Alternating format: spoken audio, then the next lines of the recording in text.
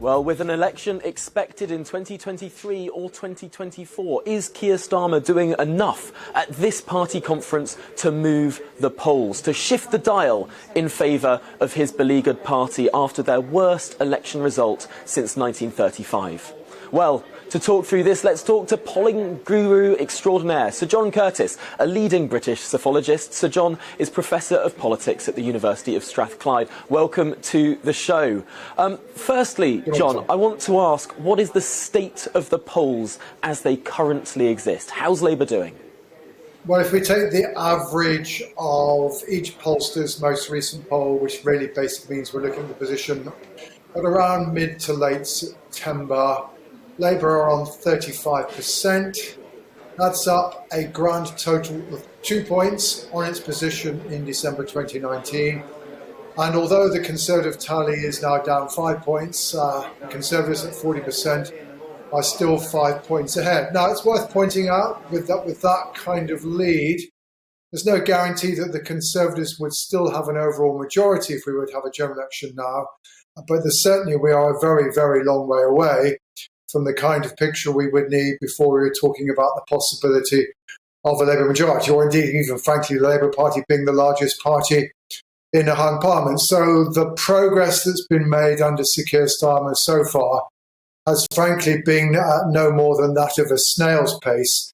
And he does now need to up the ante. He does now need to begin to persuade people that the Labour Party does represent a possible alternative to the Conservatives. Because when you ask people, do you think the Labour Party can run the economy better? Do you think they can run most areas of policy better than the Conservatives? The answer is usually, from most voters, no. It's interesting to see that flatlining really that's gone on in the last few months. That 35% total seems to have been really, really stable.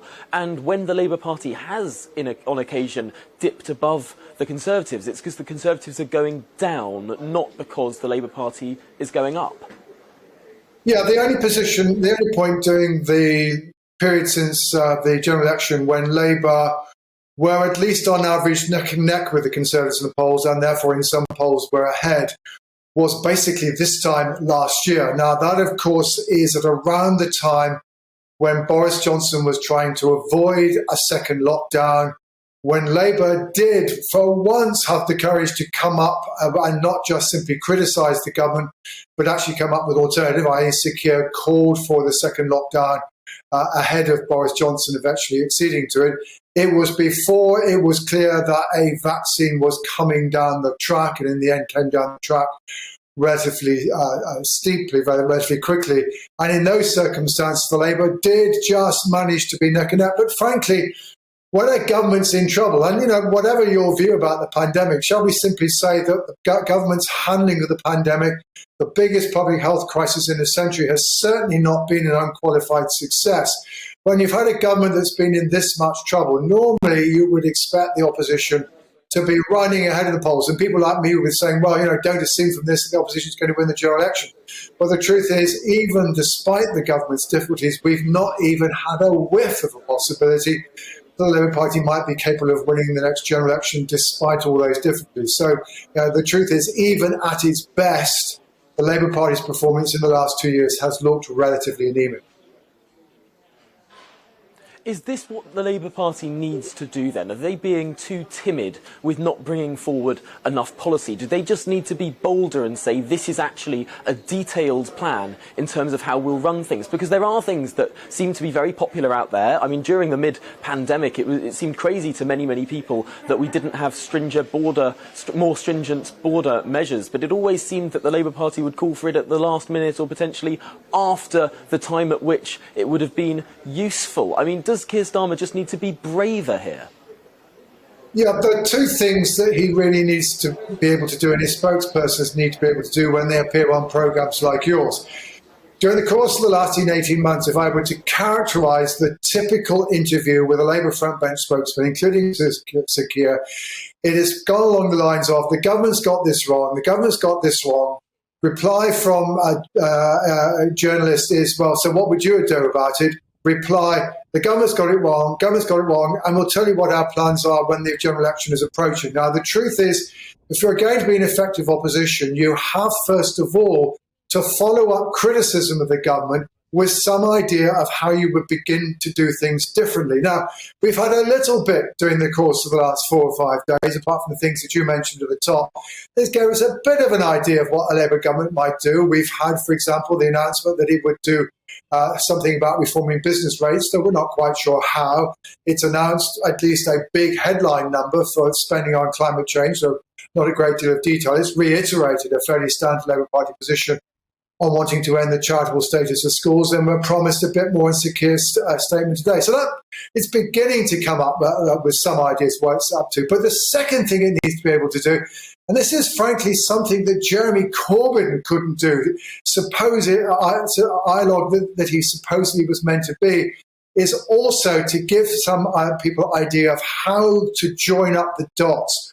What is the broad vision? What is the broad sense of direction that the Labour Party is offering, which gives people able to describe in 2 or 3 sentences what kind of country Britain might be like if the Labour Party was in power. Now, the truth is, we've certainly not heard anything in the last 5 days that come anything like that kind of broad synoptic vision.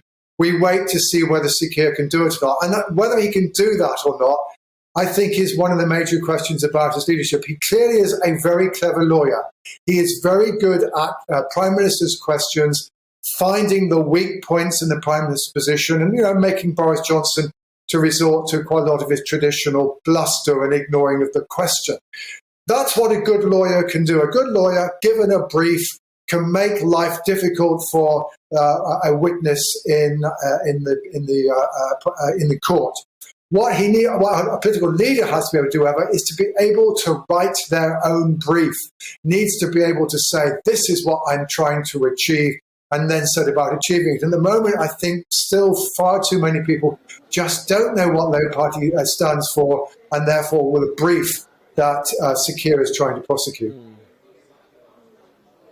Talking to people in Keir Starmer's camp and those MPs that are closely associated with his leadership project, they'll say that actually putting forward too much detail now might be a problem in terms of opening up the party for attacks from the opposition side. They say that a conference like this shouldn't be talking too much about policy, should really be sort of fixing those constitutional matters, and the election's not for a year or two, so there'll be another conference to do the galvanising work.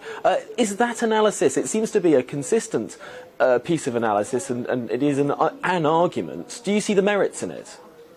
There is some truth in it, but equally it needs not to be taken too far. I mean, there is no doubt that one of the difficulties of opposition is that you come up with the occasional good idea, and there's always a risk that the government will take it on and therefore denude you of it. I mean, and indeed some of the things that Boris Johnson has found itself forced to do during the pandemic has in fact, in practice, been stealing not just Sir Keir Starmer's clothes, but some of Jeremy Corbyn's, most notably with the de facto nationalisation of the railway industry.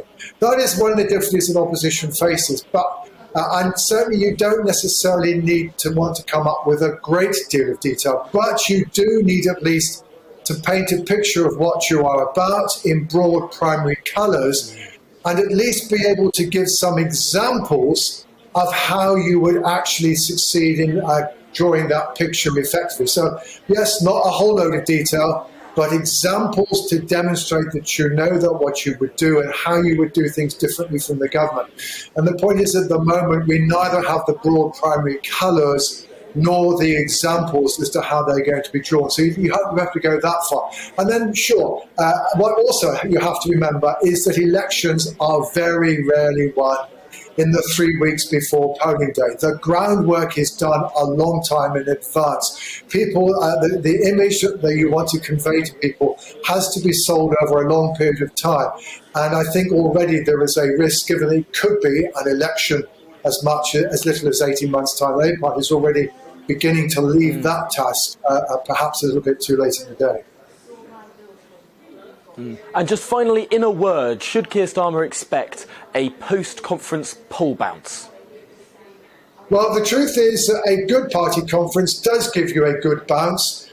However, we've had one poll conducted during the midst of this conference, also in the midst of the petrol crisis, and it showed the Labour Party at 35%, completely unchanged from the previous week. Now, of course, today's speech in a couple of hours' time is the main event, and that perhaps is the one that's, if anything's going to move, it's going to do it.